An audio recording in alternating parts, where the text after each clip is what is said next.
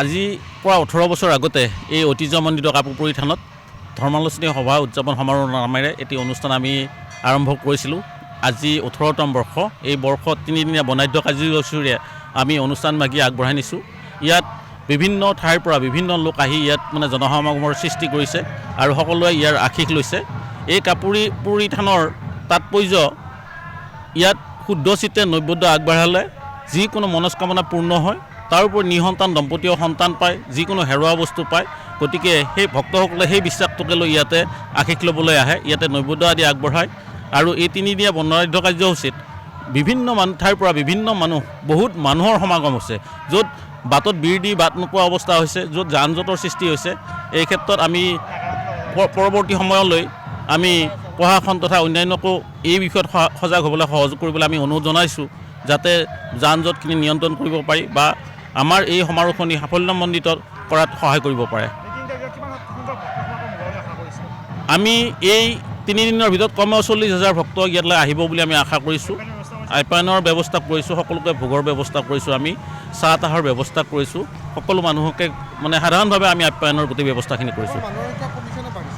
মানুহৰ সংখ্যা আজি যথেষ্টই বৃদ্ধি হৈছে, যোৱাকালিও হৈছে আৰু পূৰ্বতকৈ বহুতখিনি বৃদ্ধি হৈছে। কাপুৰপুৰী থানখনৰ বৈশিষ্ট্য মই ক'লোৱেই তেতিয়াই, মানে কাপুৰপুৰী থানত ইয়াতে শুদ্ধ চিত্তে নৈবেদ্য আগবঢ়ালে মানে যিকোনো মনস্কামনা পূৰ্ণ হয়, যিকোনো হেৰুৱা বস্তু পায়। আমাৰ এই কাপুৰপুৰী থানৰ বিশেষ মানে বৈশিষ্ট্য হ'ল ইয়াত এডাল গছতে 7জোপা গছ মানে একেলগে সংলগ্ন হৈ আছে। মানে গুৰিডাল একে ঠাইতে, কিন্তু আগৰ ফালে পাতবিলাক বেলেগ বেলেগ। আমাৰ মূল ভিতৰত এডাল তেতেলী আছে, আহঁত আছে, পাকৰি আছে, জৰি গছ আছে, কেন্দু আছে, বনবকুল আছে আৰু সৰুৱা আছে। 7বিধ গছেৰে ইয়াৰ মানে কাপুৰপুৰী থানৰ পীঠখনত মানে আগুৰি আছে। এই থানখনৰ এটা বৈশিষ্ট্য হ'ল মানে আন মন্দিৰত মানে মণিকূট থকাৰ লেখীয়াকৈ ইয়াত মণিকূট নাই। এই গছডালৰ তলে মণিকূট। আগতে হেনো পূৰ্বপুৰুষে কোৱা শুনিছোঁ, আমাৰ ককা দেউতাহঁতে, ইয়াত হেনো ঘৰ বনালে ঘৰ ৰাতিৰ ভিতৰতে ভাগি যায়। সেইকাৰণে তেতিয়াৰ পৰা এটা মানে প্ৰচলিত নিয়ম আছে, এই থানখনত কোনো কাৰণে ঘৰ দুৱাৰৰ ব্যৱস্থা নাই। সেইকাৰণে আমি বাহিৰত নামঘৰ বনাইছোঁ, কিন্তু মূল মণিকূট আমি বনাব পৰা নাই। এই বিশেষ তাৎপৰ্য এইটো। হয়, ধন্যবাদ।